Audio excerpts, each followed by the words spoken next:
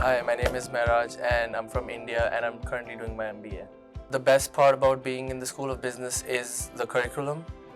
The professors, they have a wide variety of experience. They teach you with the real life project experiences, and it's mostly based out of real companies, real case studies that is happening around you.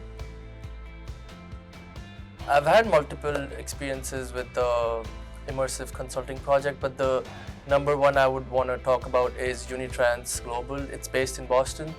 It's a transport company just like FedEx or UPS.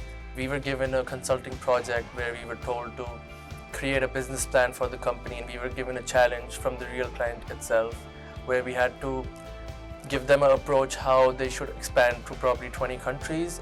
So that was a good learning experience, and we had to do real-time research and give them real-time numbers, which I think was a really great experience. I've never done something like that.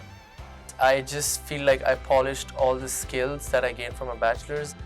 All my professors, they just taught me different things, the case studies, the projects, how it involved the real world. And I got to know about so many different companies and the working style.